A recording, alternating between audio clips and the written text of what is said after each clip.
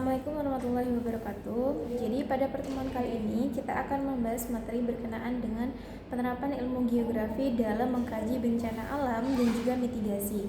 Nah, sebelum itu kita akan membahas terkait dengan definisi dari bencana alam itu sendiri. Nah, jadi bencana alam itu merupakan suatu peristiwa ataupun rangkaian peristiwa yang disebabkan oleh faktor alam yang dapat menimbulkan dampak besar bagi kehidupan manusia, lingkungan ataupun infrastruktur.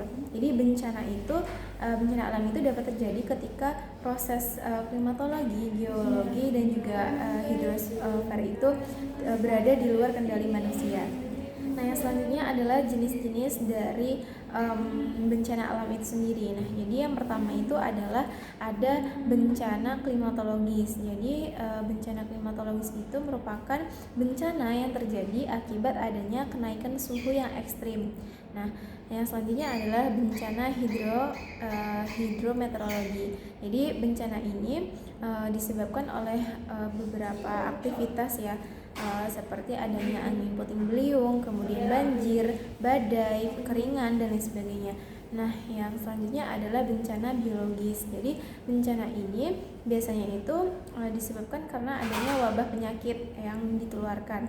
Nah, yang terakhir adalah bencana geologis berkaitan dengan bencana alam seperti tsunami, gempa bumi ataupun gunung meletus. Nah, yang selanjutnya adalah karakteristik dari terjadinya bencana alam itu sendiri. Yang pertama adalah terjadi secara tiba-tiba atau tanpa direncanakan, kemudian tidak dapat dicegah sepenuhnya, namun dapat diminimalisir serta menimbulkan kerugian baik itu fisik, ekonomi ataupun sosialnya. Kemudian yang selanjutnya adalah kita masuk ke mitigasi bencana. Nah, jadi mitigasi bencana itu merupakan serangkaian upaya yang dapat kita lakukan untuk bisa mengurangi resiko dan juga dampak dari bencana alam itu sendiri melalui beberapa tindakan seperti pencegahan, pengurangan, dan juga peningkatan kesiapsiagaan kita terhadap bencana tersebut. Nah, yang selanjutnya adalah jenis-jenis mitigasi. Nah, yang pertama itu adalah adanya mitigasi struktural berkenaan dengan upaya fisik dan juga konstruktif untuk bisa mengurangi resiko bencana itu sendiri. Seperti yang pertama adalah penguatan pembangunan tahan gempa, kemudian pemasangan sistem peringatan dini ataupun pembangunan waduk, tanggul dan lain sebagainya. Yang kedua adalah mitigasi non struktural. Jadi mitigasi ini berupa upaya non fisik ya untuk bisa menghubungkan dengan edukasi ataupun regulasi dan juga perencanaan, seperti yang pertama pendidikan kebencanaan di sekolah misalnya, kemudian pengaturan tata ruang berbasis resiko dan juga sosialisasi ataupun simulasi. Nah, jadi tujuan dari mitigasi bencana itu yang pertama adalah mengurangi kerentanan akibat adanya bencana alam tersebut, baik dari segi sosial, ekonomi, ataupun ekologisnya. Yang kedua, meningkatkan kapasitas masyarakat dalam menghadapi bencana, kemudian mengurangi jumlah korban jiwa ataupun kerusakan, dan yang terakhir adalah mendorong pembangunan yang aman dari bencana. Nah, yang selanjutnya itu adalah konsep utama dalam mitigasi. Nah, yang pertama itu adanya kesiapsiagaan. Jadi bagaimana kesiapan masyarakat dan juga lembaga melalui pelatihan, kemudian juga pengetahuan dan juga perencanaan evaluasi. Yang kedua adalah pencegahan. Jadi bagaimana kita bisa menghentikan ataupun mengurangi peluang terjadinya bencana. Nah, yang terakhir adalah pengurangan risiko. Jadi kita bisa mengidentifikasi potensi bahaya ya yang dapat menurunkan tingkat kerentanannya. Nah, yang selanjutnya adalah aplikasi dalam konteks geografi. Jadi kajian geografi ini memiliki peran besar dalam memahami bencana karena geografi ini juga mempelajari hubungan antar ruang, lingkungan fisik dan juga aktivitas manusia. Jadi dalam konteks ini geografi itu dapat membantu kita untuk bisa memetakan bahaya dan juga merancang adanya mitigasi serta menghitung resiko dan pengelolaan bencana secara sistematis. Nah, yang pertama adalah kita bisa melakukan analisis resiko bencana. Jadi analisis resiko bencana itu merupakan suatu proses ilmiah ya yang digunakan untuk bisa mengatasi potensi kerugian yang mungkin timbul. Nah, jadi Yang pertama itu kita bisa mengidentifikasi bahayanya, meliputi apa saja sih sebenarnya bahaya longsor, gempa bumi dan lain sebagainya, yang dapat beberapa pendekatan seperti analisis geomorfologi, kemudian pendekatan hidrologi, analisis klimatologi ataupun penggunaan SIG atau citra satelit. Nah, yang kedua adalah kajian tentang kerentanan. Jadi, kerentanan ini mencakup beberapa aspek. Yang pertama ada aspek fisik, yaitu berkaitan dengan kualitas infrastruktur ataupun kepadatan bangunan. Yang kedua, sosialnya, baik itu akses kesehatan, pendidikan, dan lain sebagainya. Yang ketiga adalah lingkungan, jadi terkait dengan degradasi hutan ataupun erosi. Dan yang terakhir adalah aspek ekonomi, berkaitan dengan ketahanan ekonomi suatu masyarakat. Nah, yang selanjutnya adalah analisis kapasitas atau capacity assessment, jadi mengukur kemampuan masyarakat dalam menghadapi bencana seperti sarana prasarananya, kemudian kesiapsiagaannya ataupun kemampuan ekonomi dan juga kelembagaannya.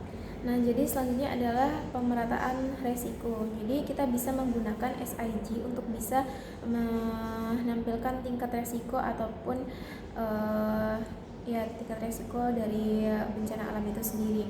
Jadi peta ini digunakan pemerintah ya biasanya untuk bisa merencanakan perencanaan ruang dan juga kebijakan mitigasi.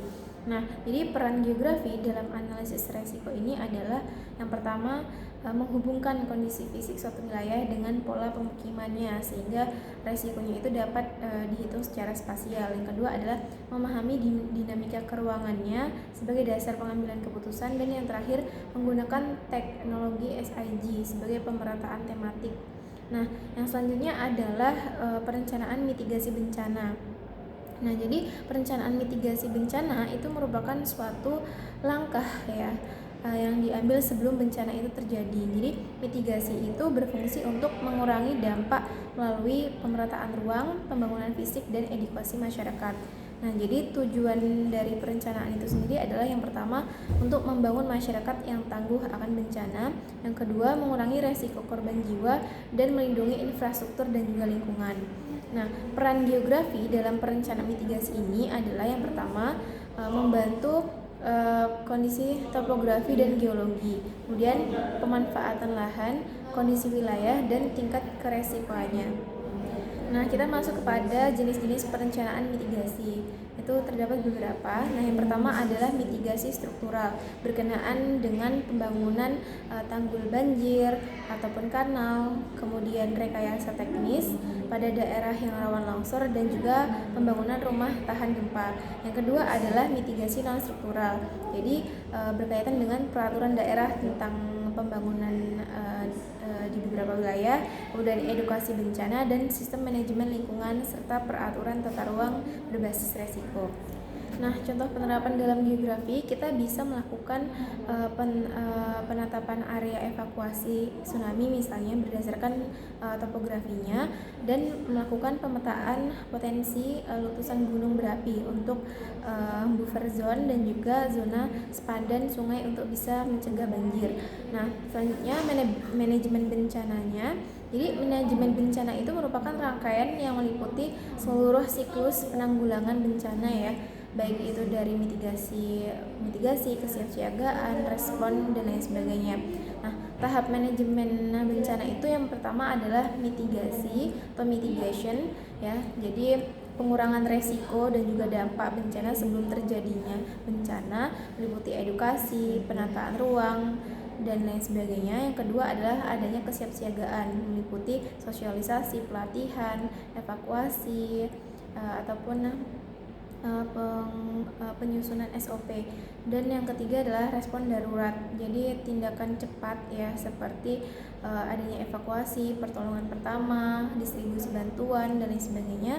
Dan yang terakhir adalah pemulihan, jadi mengembalikan kondisi masyarakat pasca bencana yang meliputi rehabilitasi ya, perbaikan secara fisik dan rekonstruksi pembangunan kembali yang lebih aman. Jadi dalam hal ini peran geografi dalam manajemen bencana itu yang pertama adalah menentukan titik aman dan juga jalur evakuasi berdasarkan kontur dan juga pemanfaatan lahan. Yang kedua adalah memberikan data berbasis peta untuk keperluan evakuasi dan juga responnya. Yang ketiga adalah memahami pola persebaran lingkungan pasca bencana untuk bisa memulihkan keadaan ekologis dan juga menganalisis lokasi dari dampak bencana alam secara spasial. Mungkin cukup sekian materi yang dapat saya sampaikan. Saya akhiri dengan wassalamualaikum warahmatullahi wabarakatuh.